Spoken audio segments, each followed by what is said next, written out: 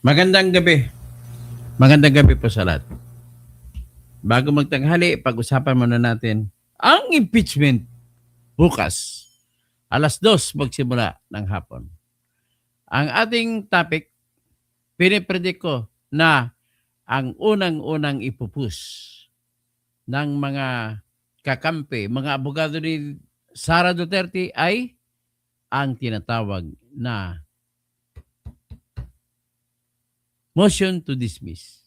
Okay? So, pero bago yan, magtugtog muna tayo ng ating tugtog. At siguro, tugtog natin Sara kasi si Sara i-impeach ngayon.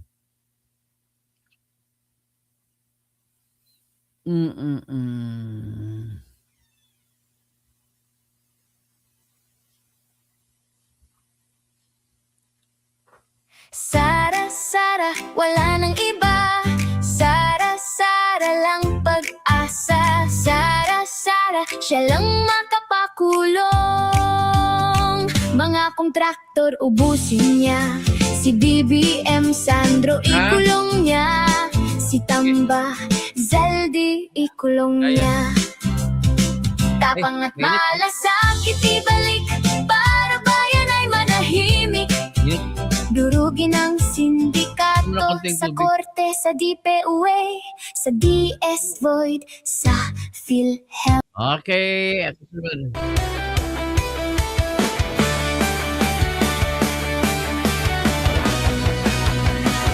Sa Pilipinas, kilala ang tindi. Hindi kayang bayaran ni numan ang kanyang prinsipyo. Kapag may inapi, siya ang nariyan.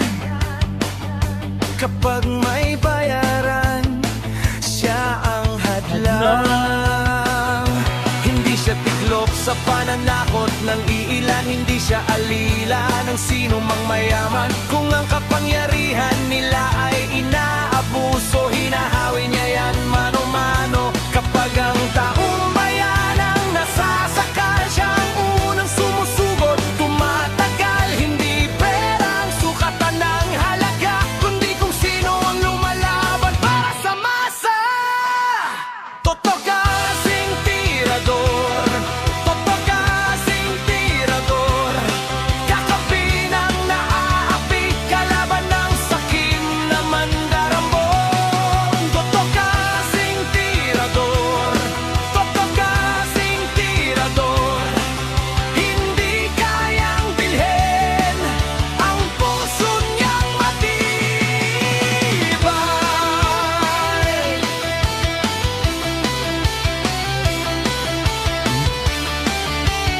Sige.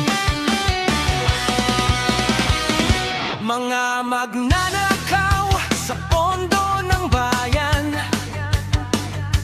nanginginig kapag siya ang nandyan.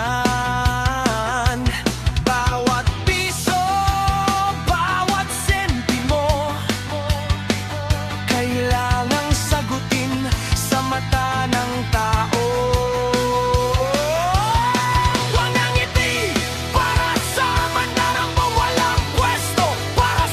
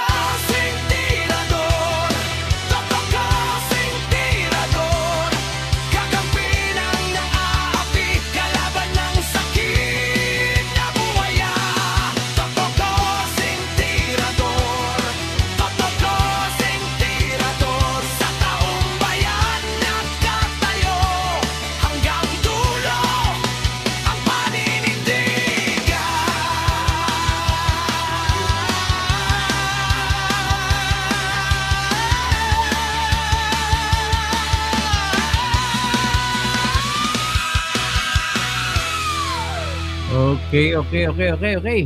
So, pag-usapan na natin ngayon ang impeachment laban kay Sara. For the first time, ang Vice Presidente ay masasadak si impeachment. Magandang gabi po, Marilyn Bondok, Romel Bengson. Magandang gabi. So, ang ating titingnan po nito, ipakita mo na natin, alam mo saan sumasandal yung mga prosecution para manalo sila? Ay kakutsabata sila ng mga pari. Kahit kanina sa simbahan, nagsimba ko, yung mga pari, Katoliko kasi ako, alam naman na, grabe talaga mga pari, sumusuporta sa impeachment. Kailan pa kayo naging politiko at kailan pa kayo tumatama? Mga pari, Padre Robert Reyes, kung sino man, diba? Yung ibang pari, hindi naman sumasama sa inyo. This is only a fair question to you. How else in the world that you decided to support the impeachment against Sara Duterte? Okay lang sana ang support ng impeachment. Tabla kayo, patas kayo. But the problem is you're even convinced that the vice president is guilty. You do not have any evidence at all. All what you have had in your pockets and your heads and in your hearts are just stories coming from your allies. Hindi mo pwede hindi mo pwede makasaligan yung mga kwento-kwento lang po. Pasensya na mo mga pader, no, mga pare. At may mga pare ako nakikita, no, yung binigyan ng maleta ni Romualdez, si Advincula ba yun? Si Bishop o Cardinal Advincula? What a shame. Shame on you. Kaya ang mga Katoliko ay hindi po magaling mga Pilipino, hindi magaling na Katoliko. We just pray on our own. Parang nagsisimba lang kami in compliance with kasi feeling namin nandun kami, kinakausap namin si Lord, hindi kayo. Ayaw ko makinig ng sermon eh. Walang kwenta mga sermon. So ito po, kinikwento ko lang kasi mga pare, ito, biniblessing pa nila yung mga traidor sa bayan. Akala niyo ba si Sara lang traidor? Hindi po traidor Sara. Ang mga traidor dito yung mga tumatanggap ng balita na umaako sa kay Sara. Ganun lang po yun. Ay, nako. So ito, pakita ko sa inyo ito si Father, the running priest. You keep on running but until now you haven't gone right. You have always gone wrong, Father Robert Reyes. Nothing, if I rate you, nothing has happened to your advocacy of running. Tingnan mo na yun, nagdasal-dasal pa sila. Simba pa sila, puro mga satanas ang utak mo ngayon. So, hindi ba kayo nagkakasurog sa simbahan yan? Yan, Lahat yan binanggit ng Marines na nakatanggap ng pera. Except lang dyan si Chelyok, no? Yan si Isabel Zamora, hindi binanggit ng Si Chua nabanggit yan. Si Dilema nabanggit yan. Si Luistro nabanggit. Dami ninyo nabanggit na dinalhan ng pera ng Maleta Boys. Pati yung si Father Flavi Villanueva, I have nothing personal against you, but the problem is you have been overacting. If you are indeed Father Flavi, if you are for truth, you are for God. Lahat naman, tanong mo kay Allah, tanong mo sa mga Muslim, basta katotohanan, Allah tayo. Mo sa iba, kahit sa mga Buddhism, tanong mo lang sa the Supreme Being, lahat po naghanap ng katotohanan. But then, what moral authority do you have? The priests to pronounce that guilty si Sara, tinutulungan niyo ng mga tumatanggap ng maleta? O, yun ang patawa si Antonio Alarcon. Ikaw patawa. Kabubo ka. Ano bang pruweba mo? Sabihin mo na guilty si Sara. Wala kayong ebidensya. Tapos, itong mga pare na to, wala ring ebidensya. Tumatanggap naman ng pera nito. Anyway, I'm presenting to you, sila sumasandal na kusina sila sa tinatawag na ano, na nagsimbahan daw. Okay. Ito, pakita ko na naman ng isa pa. Ito, yung pagsimba-simba pa nila. Buti hindi kayo nasusunog. Ayun, House Prosecution Team, binasbasan ng mga pare sa isang banal na mesa. Akala ko ba banal kayo? Ba't binabasbasan yung mga kurakot, mga magnanakaw? Ay, nako. Lahat po kayo. Okay, so tatanggalin ko na to. O ito pa si Padre Robert Reyes. Titingnan ni Padre Robert Reyes. O, hindi ko na maintindihan tuloy kung tumanda ka na. Hindi ko na maintindihan tuloy kung anong mission mo sa buhay. Ayan. Who are you to say na guilty si Sara? Nakita mo bang ebidensya? Yan ang packet po sa inyo. Kayo pa mga pare ng pronounce. Ang hinihiling ko lang sana sa inyo, naging neutral kayo. Tumutulong kayo sa pagpatuloy ng trial. Pero neutral kayo sana. Hindi kagaya na huwag gayahin yung Antonio Alarcon na walang kwenta yan. Hindi nga alam ko anong tamang batas. Hindi pa nga alam yung batas. Hindi pa nga nakakita ko anong tamang katarungan. Diba, Antonio Alarcon? So, ngayon, ito na yan. Umpisa natin dito sa may tinatag na opening statements. Pakinggan natin kung anong may expect natin na nakaprograma na gagawin ng Senado kuno. Ayon naman ito kay Attorney Bantog na siyang nagsisilbi na parang clerk of court. Pakinggan natin kung ano mangyayari bukas. Inilatag na ni Senate Impeachment Clerk of Court Renato Bantog ang mga dapat asahan sa unang 2 araw ng impeachment trial laban kay VP Sara. May paalala rin si Bantog sa publiko na dadalo sa paglilitis. Ang detalye sa Agenda Weekend Report ni Dexter Ganibe. Pinangalanan na ng House Prosecution Panel ang 3 unang testigo na ihaharap nito sa impeachment trial ni Vice President Sara Duterte na magsisimula ngayong Lunes, July 6. Kabilang narito sina NBI BARM Regional Director Attorney Jeremy Lotoc, NBI Senior Agent John Mark Calilong at si House Sergeant at Arms Legislative Security Bureau Executive Director Captain Belinda Bello. Sabi ni Clerk of Senate Impeachment Court Attorney Renato Bantog Jr., wala pang presentasyon ng mga testigo sa unang araw ng paglilitis. So yung mga testigo po ay magsisimula po mag-testify ika nga no sa Martes. Diyan na po yung pagsalang do sa mga witnesses.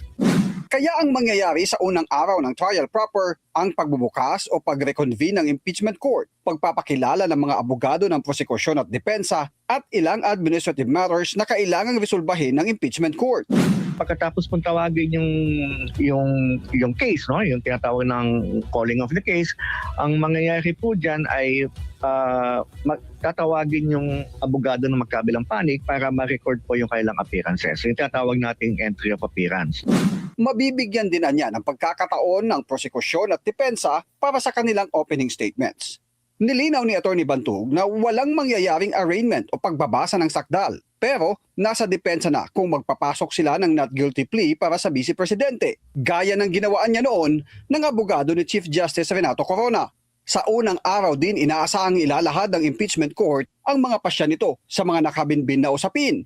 Kabilang na ang issue ng green box o ang selyadong kahon mula sa BIR na unang hiniling ng prosekusyon na mabuksan at mamarkahan ang mga nilalaman nito bilang bahagi ng kanilang ebidensya.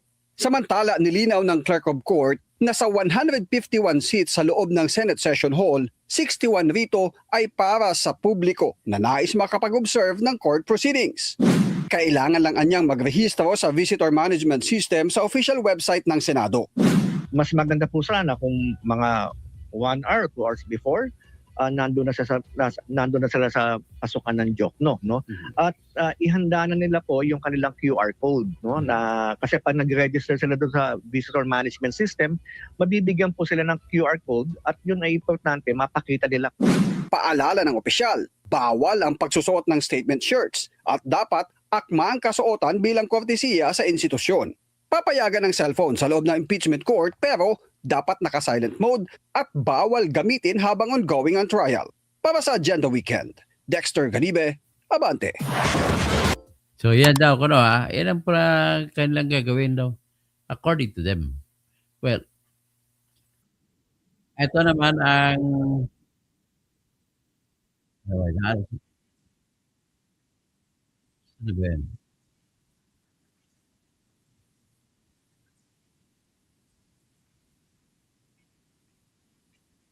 Ito, i-kuwan muna natin 'to, iangat natin itong isa. Sa Billionaire News Channel din.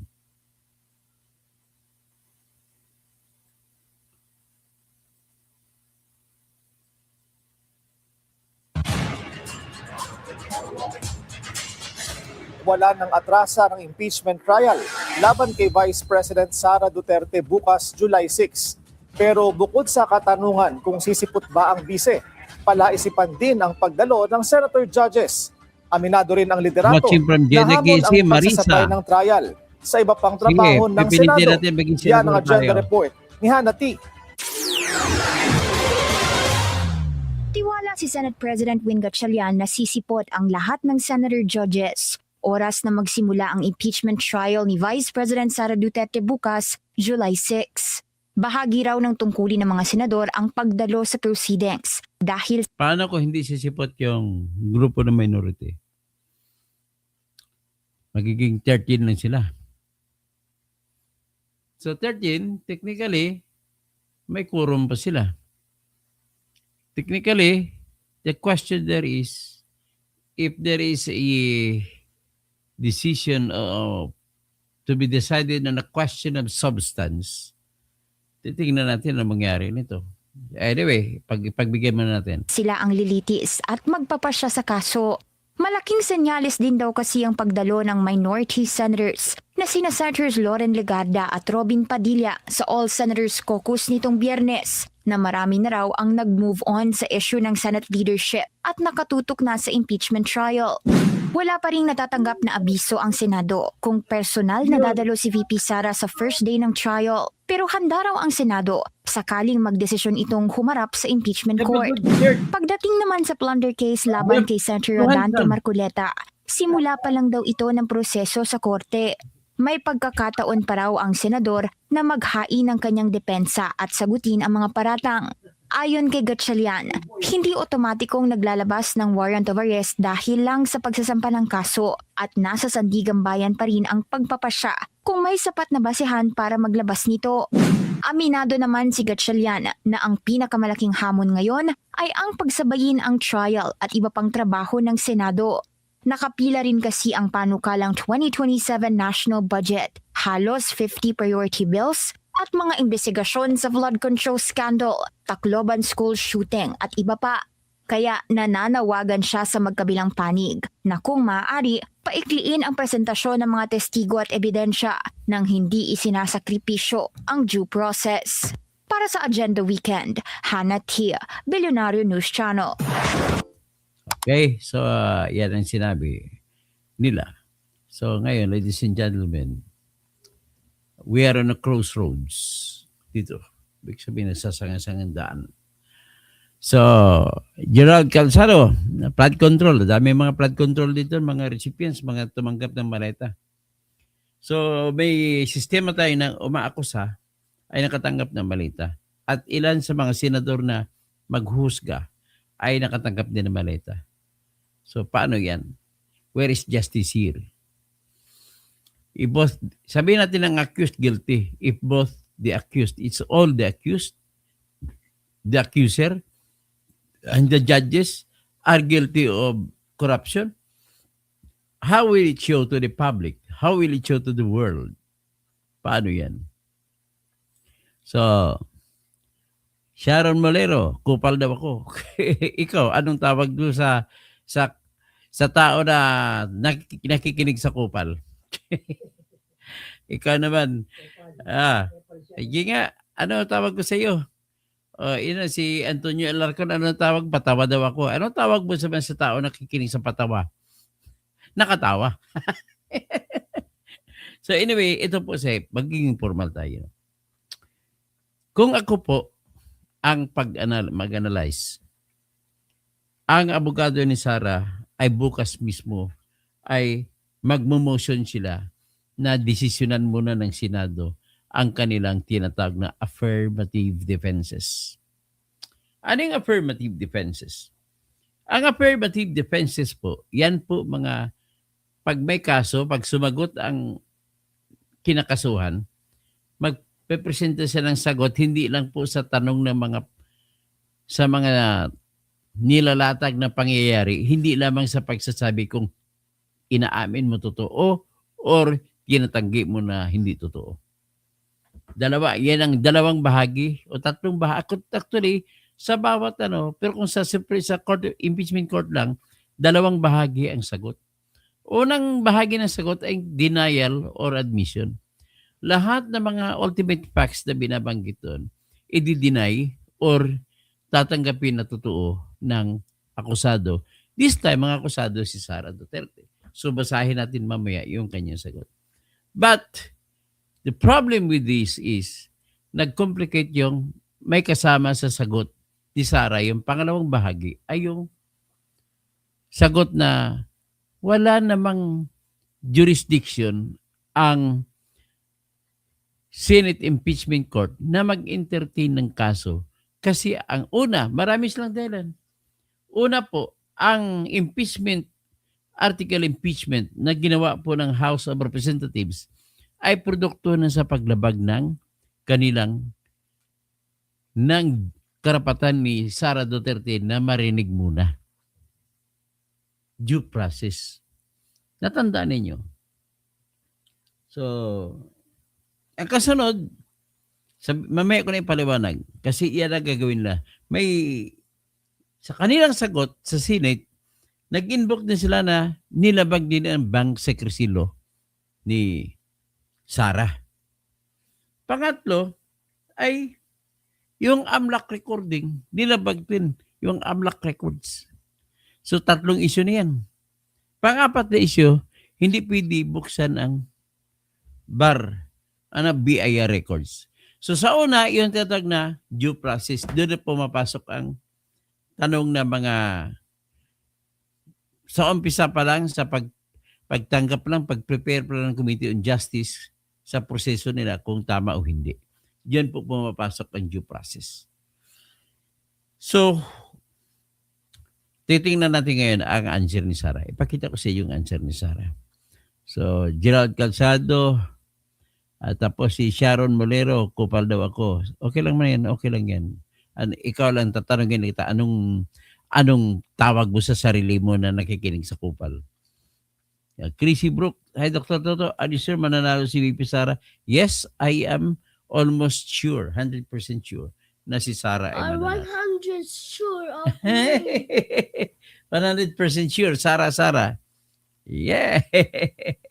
My name is Tata Kasing Tirador. Yeah, Toto kasing tira to. Si Chrissy Brook, okay? So ngayon, ito po, pakita ko sa I inyo. want to dance Tata Kasing Tirador. Yes. To dance. Okay. Later. I'm still explaining, okay? Amen. I'm still explaining. Ipakita ko po muna sa inyo yung sagot ni Sara Duterte. Ito po yung sagot ni Sara Duterte sa impeachment na reklamo. Tata Pet. That's mine. Want to share? That's my money. I want mine. Okay. So, ito po yung sagot ni Sara sa That's mine also. Money. That's mine also. This. Okay. Answer. Nakita niyo ba? Yan ang answer ni Sara. Pakita at palaki natin. I need 500. Okay. Tapos, article impeachment, sasagot ni Sara, itong unang bahagi. Sinagot niya. So, ang pangalawang bahagi niya, ito yung unang bahagi, admissions and denials. Yan sinasabi ko kanina. Tapos, affirmative defenses. Pero tingnan mo ang admission and denials, 2 paragraphs lang. Pero nagay siya ng introduction. O, basahin natin ang introduction ng sagot ni Sara. Answer. The articles of impeachment are void. Nako, sinabi niya void. Ano ibig sabihin ng void? Basura. mula pa lang sa simula. Okay?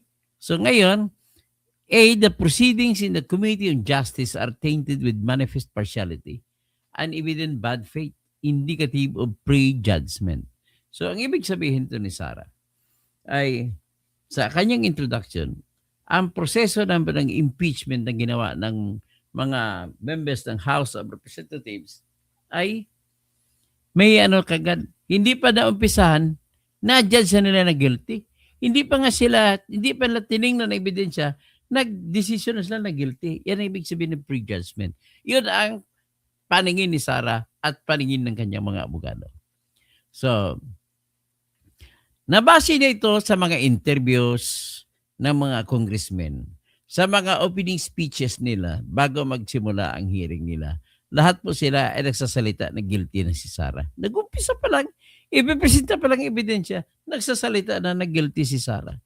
That's the evidence na hindi professional na judge o hindi sila professional na prosecutor.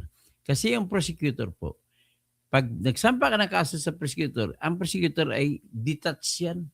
Wala silang pakialam sa kumakaso at kinakasuhan. At ang sa kanila ay dapat neutral sila. Kung makita na nila mga ebidensya na mayroong katuturan, saka pa lang sila magdesisyon kung pwede nang ikaso. At that time, at that point in time of the proceedings, saka pa lang sila pwede magsabi, sige, tatayuan namin ang kaso at kakasuhan natin ang inyong sinasakdal. Ganun po yung proseso. So, basahin natin ulit, patuloy yung sinasabi ni Sara. The articles are the product of an unconstitutional usurpation of power that neither belongs to the House of Representatives nor its Committee on Justice. So, sa pagsasagawa, pagpoproseso ng House of Representatives ay nalabag nila ang Constitution. Particular ang usurpation, nag-usurp sila ng power. Bakit po nila nasabi? Kasi po, sa argumento ng mga abogado ni Sara, which is also my argument, ay walang kapangyarihan ang House of Representatives magsumon-sumon para sa kanilang hearing. Ang sumon-sumon ay sampina. Ang sampina ay para lang sa Senado bilang impeachment court. Kasi kung mapasampina sila, ano pang silbi ngayon ng sampina ng Senate kung nagsampina na sila? Kumbaga, ang ginawa nila, bawal ang pagsampina, pero ginawa nila. Okay, mamaya ipo-point out natin yan. Basta ganun po ang introduction ng sagot ni Sara Duterte. Now, let's see. Kasunod. Sabi nila, yung articles... Akin na charger ito. Yes. Someone, this is mine now. Okay. Give me the charger. I have no... No, this. Okay, pick someone. This is mine now. Okay. Give me the... Wait, later. Okay? So, sinabi din nila na yung articles ay nag-violate sa yung naunang kaso ni Duterte sa Supreme Court na binasura ng Supreme Court ang articles. Dahil doon ay may mga paglabag sa mga tinatag step-by-step procedure na kung saan hindi nabibigyan ng due process. Pero very pronounced noon sa dating impeachment complaint laban kay Sara ay tinatawag ng Supreme Court na lumabag sa 1-year bar. So kung lumabag sa 1-year bar, hindi pwede tanggapin. Ano bang 1-year bar? Ibig sabihin po sa 1-year bar, ang impeachment complaint ay hindi pwedeng isampa sa loob ng 1 taon mula nang may nasampa nung una o may na-dismiss na nauna. So, yan ang sinasabi nila na yung naunang kaso na Sara Duterte na binasura ng Supreme Court, ang sitwasyon nun po ay ganito. May 4 na impeachment complaint na sinampa. Nauna nang sinampa noong December 2, 2024. Sunod, December 4, 2024. Sunod, December 19, 2024. Sunod, February 5, 2025. So, ngayon na nangyari, nung nag-session na sila, lampas na sa 10 days, nung nag-session sila. So, nilabag na ngayon ang Constitution. Doon pa lang sinabi ng Supreme Court, kapag hindi mo aksyonan, automatic na dismiss at papasok na ngayon ang tinatawag na pagbabawal sa loob ng 1 year, hindi mo pwede isampa. This case naman, sa ngayong impeachment proceedings naman, ang nangyari naman po ay ganito. Ang nagsampa ay 4 din. First complaint, sila sinampa ni grupo ng mga makabayan, akbayan. Next complaint, sinampa ng grupo nila ni Lila de Lima, ni akbayan ni Percy Sardanya, si Chil Jokno, at kasama rin doon si Kiko Aquino-D. Yan second complaint. Sinampa nila ito nung wala pang February 6. February 2, February 4. Ang February 6 po kasi, iniutos ng Supreme Court na kailangan ang pagsampa ng sunod kaso ay dapat not earlier than February 6, 2025. Kasi bakit? February 5, 2025. Ngayon, February 6, parang inatang araw ng araw na may opisina. Tingnan natin ang February 5.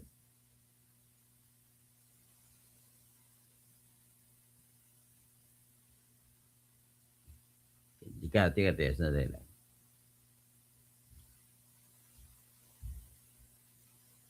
Okay, February 5.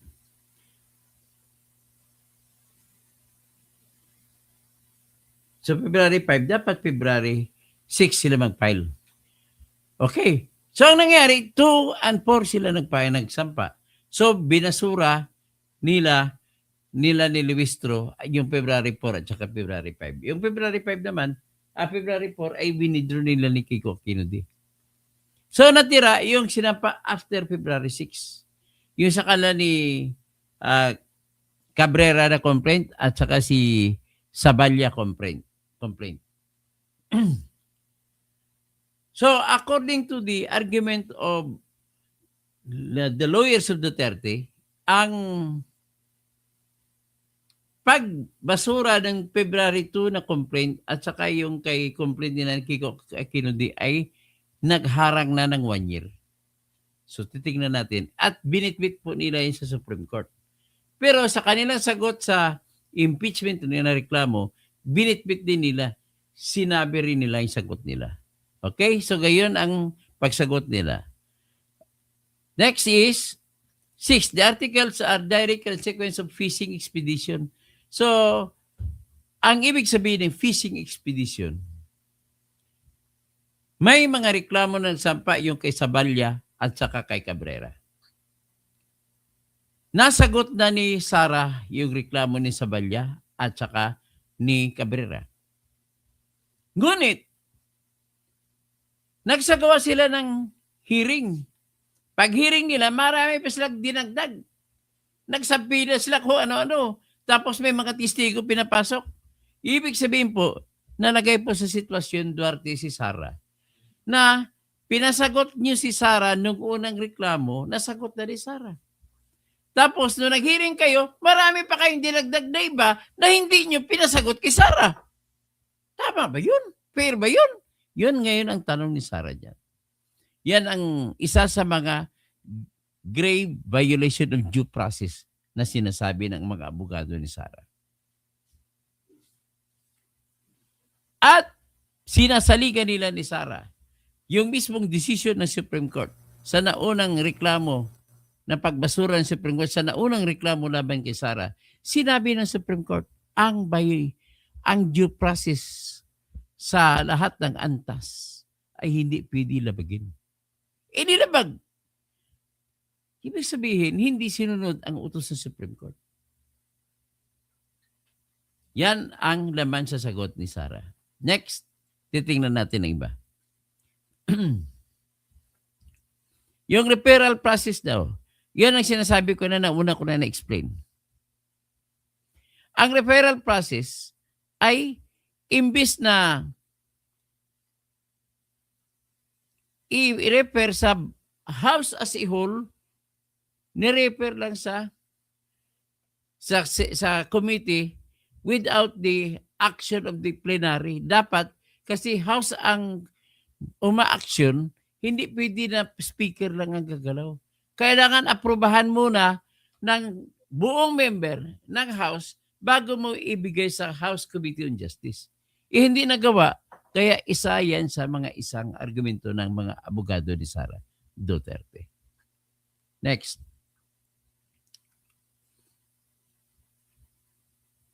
Yun na, sinabi ko ng 1-year bar rule. Ito na kayo, admissions and denials ni Sara. Dalawang paragraph lang, paragraph number 2 tsaka paragraph number 3 lang.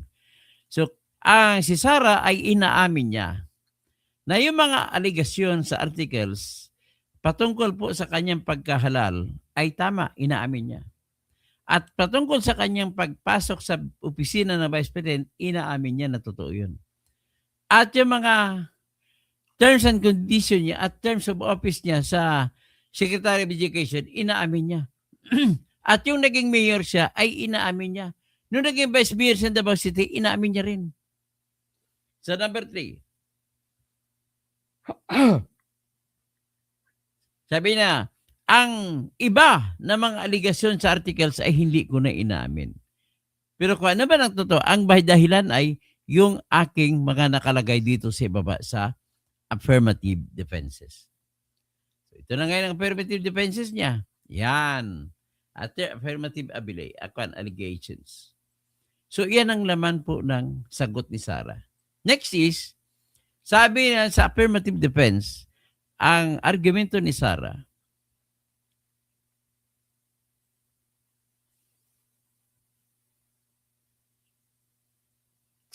binabasa ko pa.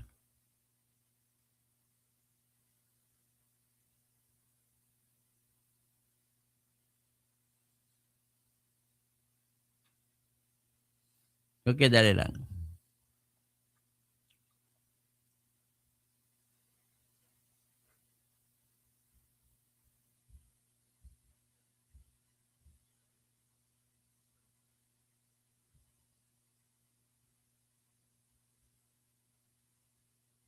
So, ang una niyang ginawa na affirmative defense ay yung 1-year bar rule na kinikwento ko kanina. Na dahil ay inaksyonan ng Committee on Justice na dinismiss yung una at saka pangalawa, ay nagkaroon na po ng pagharang na sa loob ng 1 year ay dapat doon lamang hindi pwede magsampa ng panibagong reklamong impeachment. So ngayon, dahil binasura yung una at pangalawa, yung pangatlo kay Sabalya at saka kay Cabrera, hindi na pwede tanggapin. Yan pong unang affirmative defense niya.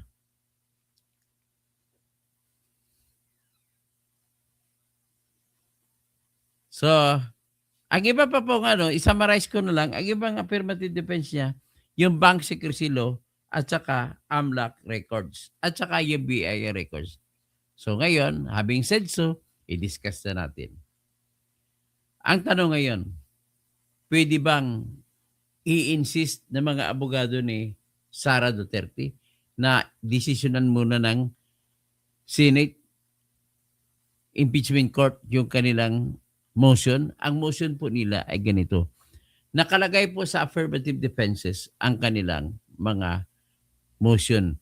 Ang affirmative defense is another term for motion to dismiss sa proseso sa ngayon sa Supreme Court. Kailangan kayo na hindi ka na pwede magsampa ng motion to dismiss. Automatic na yun, ilagay mo lang as affirmative defenses. So ngayon, ang tanong, maobliga ba ang Senado? Yan ang tanong. Ngayon, maraming nagsasabi, pwede natin tawagin schools of thought. Maraming nagsasabi na mga congressmen at saka iba pa, kahit nga si Antonio Carpio Justice, at saka iba pa nasabi na walang kapangyarihan daw ang Senate Impeachment Court na mag-entertain sa motion to dismiss. Kasi daw ang kapangyarihan na binigay ng Constitution sa Senate ay tanging to try and decide. Ngayon, ako naman tanungin mo bilang isang sanay na abogado, lahat po ng korte kapag may kaso, nasa katawan na yan. Kumbaga, inherent na yan. Nasama na yan. Nung isinilang yan, andyan na yan. Na lahat ng korte ay may power sa pag-dismiss ng mga kaso. Ngayon, saan nakukuha? Kasi aminin natin at sa hindi. Ang katotohanan naman, nakalagay lamang sa Constitution to try. Walang power to decide on the motion to dismiss or walang power to dismiss outright the impeachment complaint. Pero ang argumento ko dyan ay ganito. Kung walang nakalagay, ibig sabihin po niyan, hinahayaan ang Senado magdesisyon kung ano ang ilalagay niya. Total proseso lang naman yan. Maliban lang sa pag-exercise ng power, the Senate can exercise power kung hindi provided for ng Constitution. But this time, what we're talking about is the procedure kung tatanggapin ba o hindi ang motion to dismiss. So kung walang bawal sa Constitution natin, pwedeng ilagay ng Senate sa kanilang procedure. Pag tinignan mo naman ang procedure ng Senate, wala ring nakasulat, silent din siya. Kaya nakakada, silent night, holy night, all is come. hindi pa naman Pasko. So, ibig sabihin po, nung binasa ko ang Senate Impeachment Proceedings, hindi po nakalagay na pwede sila mag-entertain ng motion to dismiss. So, ito na ngayon. Tanong, pwede ba sila entertain kasi hindi man nakalagay? Ang sagot sa tanong na yan, ladies and gentlemen, ay isasubmit nila sa buto-butuhan sila mga senador. Pag buto-butuhan nila. Kung may quorum sila, magbuto-buto sila kung tatanggapin nila ang motion to dismiss o hindi. Hindi sila pwede mapigilan sa doon kung gusto na gawin. Kaya nga lang, ang tanong, gagawin ba? I-entertain ba? Okay. Kung hindi gagawin, bakit? Pag hindi gagawin, ibig sabihin po, magbubuto-butuhan, talo ang gusto mag-entertain. Panalo ang ayaw mag-entertain. Pero may tinatawag po tayo na halimbawa ang mangyari ay pumayag ang mga senador. O sige, i-dismiss na natin para wala tayong trabaho. Pwede rin yun. Nasa kanilang kapangyarihan yun. Hindi naman sila hinaharangan, so pwede nilang gawin. Hindi sila binabawalan eh. Ngayon, halimbawa, ibasura nila. Pwede rin yun. Ibasura nilang motion, hindi yung kaso. Ibasura lang motion.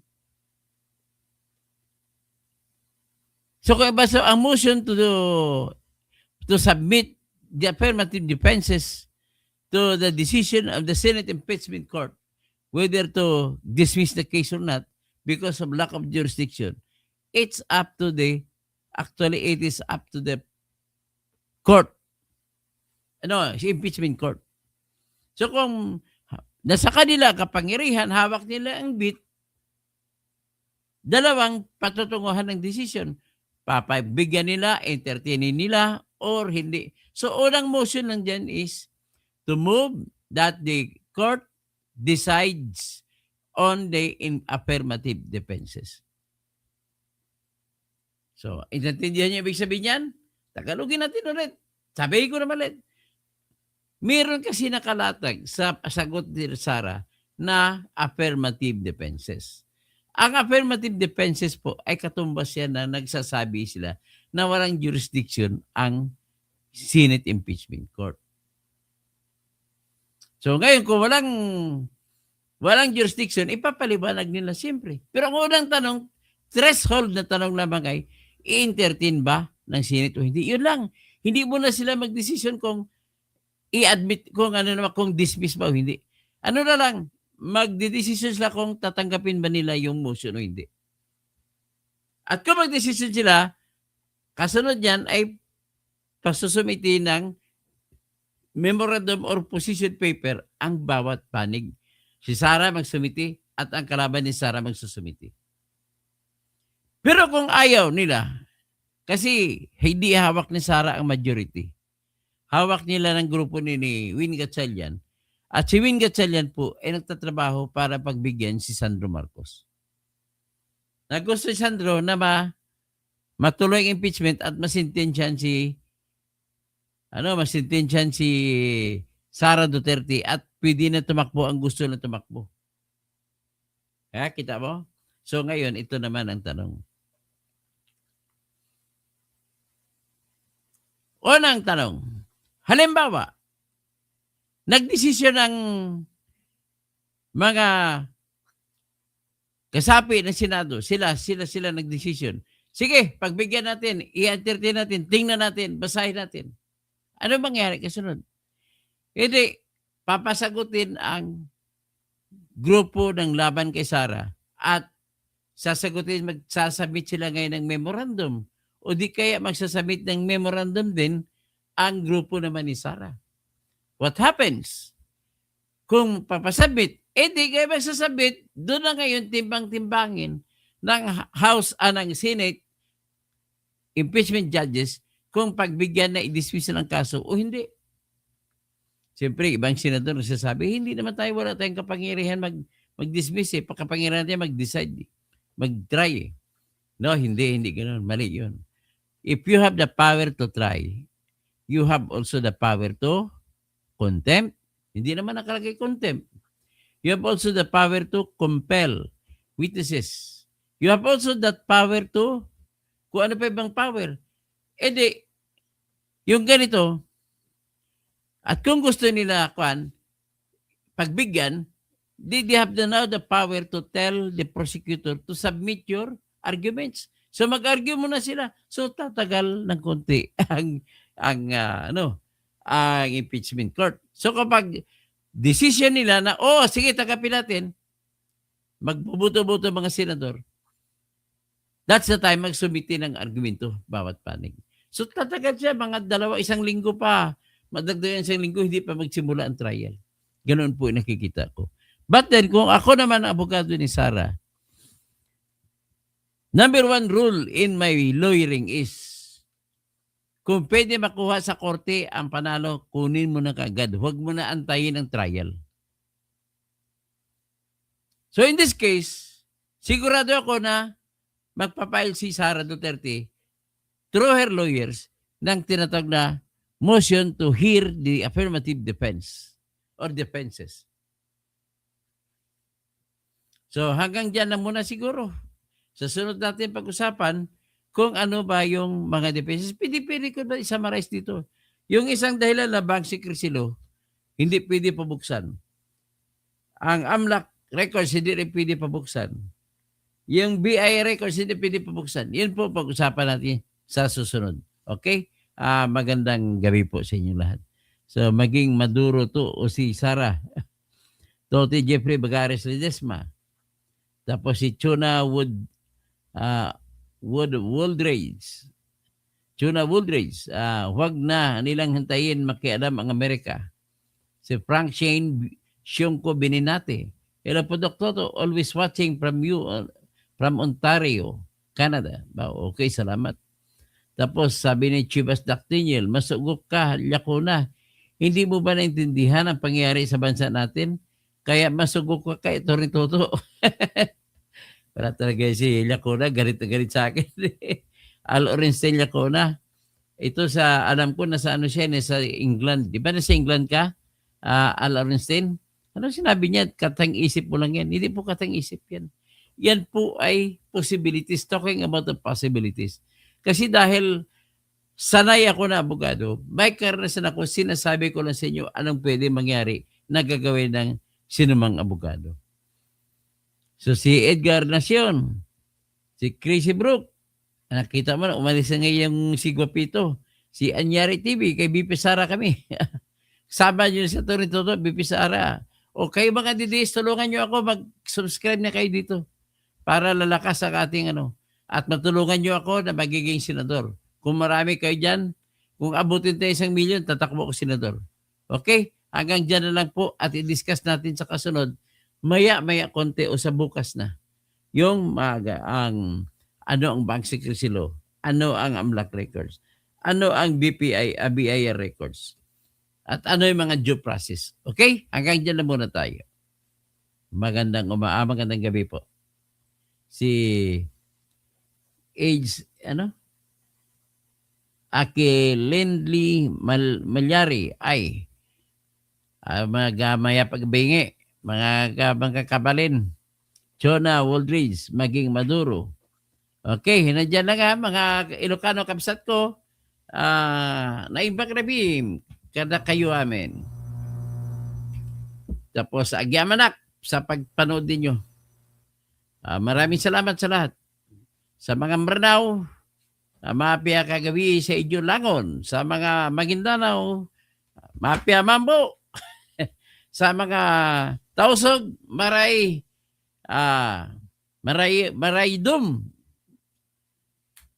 Marayaw dum. Parang Bicolano rin, no? Marayaw. Tapos ang Surigao nun, Maradyaw.